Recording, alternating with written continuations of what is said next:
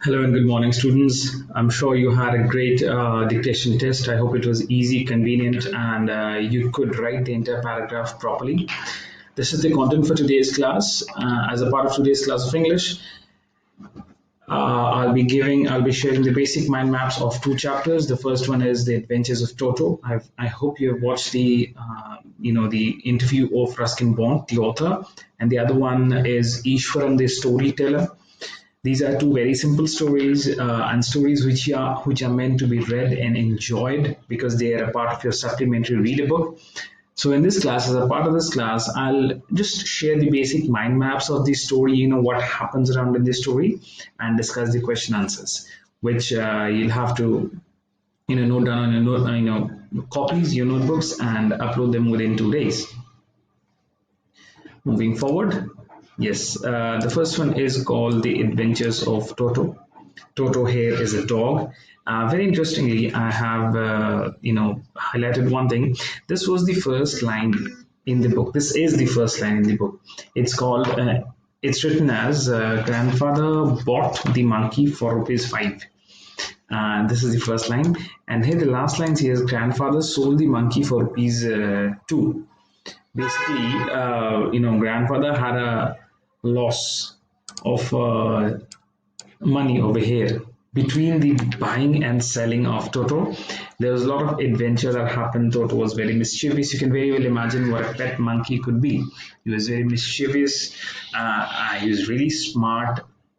Some of the things that he did was, initially they tried to hide him. They tried to hide him in a closet because grandfather and Ruskin Bond over here bought Toto and they wanted to keep them in their house, and they had lots of other animals as well. They had dogs, they had donkeys, they had birds as well. So it was quite of a zoo. They had goats and cows as well. Quite of a personal zoo. So grandfather bought Toto, wanted to keep him, but was really worried whether his wife is going to accept it or not, grandmother. So they first try to hide Toto from grandmother, and they kept him inside a closet, inside an almirah, and they went outside. When they came back, they saw that Toto had broken out. There's a lot of destruction that he did. You need to read those paragraphs and see what happens. Then another time, grandfather took Toto in a bag when he was traveling from Dehradun to Saharanpur. If you know that Uttarakhand, the capital of Uttarakhand is Dehradun. Uttarakhand, the state, actually was a part of Uttar Pradesh before. So Saharanpur is today as a town in Uttar Pradesh. So he was traveling from Dehradun to Saharanpur, and grandfather took Toto in a train in his bag. And while the ticket checker came, he saw that there's a monkey, but the ticket checker called Toto a dog. He kept on insisting he's a dog, so that he could take half a ticket's value, because according to the railway rules, you can carry a dog in a train, and you can charge half for it, but nothing for a monkey. So there was a conversation between grandfather and the ticket checker regarding what Toto is a monkey or a dog. Read that part as well.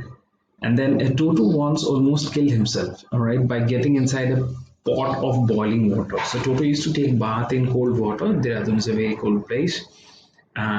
He used to really slowly get inside the hot water, really enjoy his bath, and then come out. But then one time he actually got inside a pot of which has heat under it, and he was really enjoying it, enjoying the water which was gradually getting warm. But he accidentally could have killed himself if the water got really too hot. It was grandmother from whom grandpa and Ruskin had been trying to hide Toto from, saved him from the boiling water. So by this time, Toto already had done a lot of destruction, a lot of chaos, a lot of things. He also used to tease and bite the donkey that they had. The donkey was called Nana, and there's a lot of things which are difficult to deal with. Eventually, towards the end, one day they had all called guests. Pulao was made, food was made.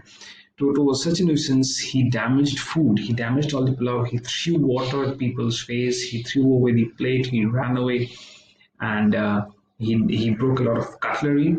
This is what Toto did towards the end. And after that day, it was decided Toto is not going to live in this house. Okay, they decided. Eventually, Toto was sold back to the Tonga seller from the Tonga driver from whom grandfather had bought him. And in the end, he was sold off because they realized that Toto was not kind of a pet you could keep in your house. These are the textbook questions. How does Toto come to grandfather's private zoo? He bought it from a Tongawala from a Tonga driver for ₹5. Toto was a pretty monkey. There's a description in the very first paragraph about how Toto looks like. Please know that you have to read the text. It's very easy. The paragraphs are very lucid. You can understand and write the question answers directly. He was pretty because the kind of eyes and teeth and tail that he had. Why does grandfather take Toto to Saharanpur? Because grandfather wanted to take Toto to Saharanpur because he was going to Saharanpur for some work. Didn't want to keep him in the house. How? By putting him inside a bag. Why does the ticket collector insist on calling Toto a dog? Obviously, because he wanted to, charge for carrying Toto. Because as per the railway rules, you can charge for a dog half a ticket. How does Toto take a bath? There's a description that he first put his right leg in and check if the water was warm or cold enough. It was the perfect temperature, and then he would gradually get inside the water with the other leg. Where has he learned to do this? He learned to do this from the author himself. The author himself took a bath like this very similarly. How does Toto almost boil himself alive? I've just explained how he did it. Please read the story and you'll find where he almost burned himself. Why does the author say Toto was not the sort of pet we could keep for long? The answer is very simple. He was not the sort of pet they could keep for long because of the amount of destruction that he did. He was very moody, all right? He broke a lot of things, he damaged a lot of things. He used to, sometimes almost kill himself, fight with other animals. These are the reasons. Please read the text, write the questions and answers on your notebook and submit. The other chapter for today is called Ishwaran the Storyteller. This is another very simple story of which I have drawn a basic structure, how the story starts, the main characters. In the center, you will see, in the center, you will see, wait just a moment. Yeah. In the center, you will see Ishwaran, a cook who was a cook who used to work for Mahendra. Ishwaran was a storyteller. He was not a storyteller by profession. He was a cook by profession, but he also used to like storytelling as a hobby. Ishwaran loved to read Tamil literature, Tamil thrillers, and told stories to Mahendra, because Mahendra was the person who used to go from one place to another. He used to work as a supervisor. Ishwaran was always there to do all his household work, cook and clean and everything. So after a day of work, they usually used to sit down and talk to each other, and that's when Ishwaran told him the stories. Mahendra worked in multiple locations, and Ishwaran did all his housework. Ishwaran over dramatized all his stories. So, even a simple incident where a tree has fallen, he would say there was a lot of mystery in the tree that has fallen, looked like a bush from the distance. He used to over dramatize. I hope you understand what over dramatization is. And was always sensational, making really, really, really, a lot out of something very simple. One night, the story happens that he tells him a lot of stories which you really can say, probably the story is fake, but this is what Ishwaran says. He's very good in thrillers and fictions. So one night Ishwaran tells Mahendra about a story. They were in a certain location, a construction site which used to be a burial ground, right? People used to be buried, dead people used to be buried over there.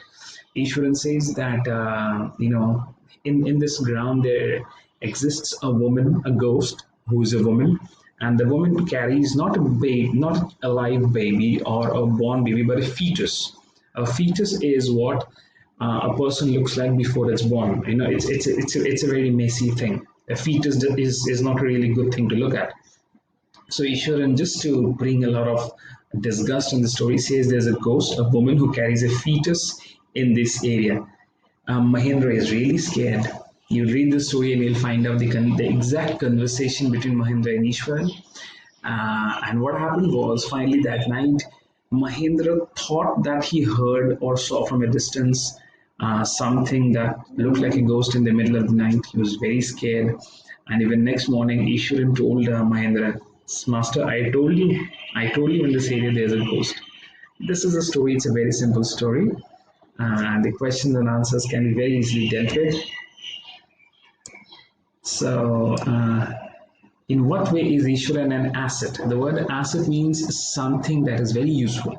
Ishwaran is a very useful person for Mahendra because he did all the cooking and cleaning and the housework, so Mahendra could concentrate completely on his work.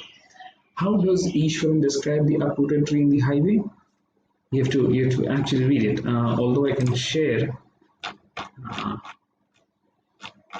with you. So in page number in page number 13 of your textbook, you'll find the description of the tree which was there on the ground. So instead of simply saying that there was an uprooted tree, he said the road was deserted and I was all alone. Suddenly I spotted something that looked like an enormous bushy beast. It looked from a distance as if there's a beast, there's an animal lying, there's a big animal lying from distance. It's a lot of bushy animal. But he went close and saw there was a tree that was falling. So this was Ishwaran's quality. What effect does he want to create? Obviously, the effect of excitement, the effect of sensation. How does he narrate the story of the tusker? A tusker is an elephant. Does it appear to be plausible? Plausible means something that can be believed, Okay, believable.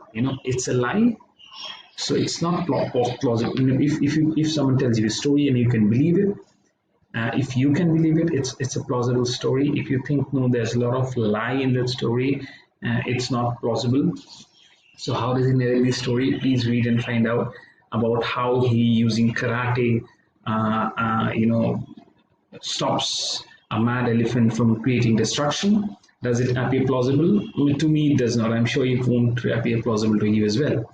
Why does the author say that Ishwaran seemed to more than make up for the absence of TV? Now, television is a means of entertainment.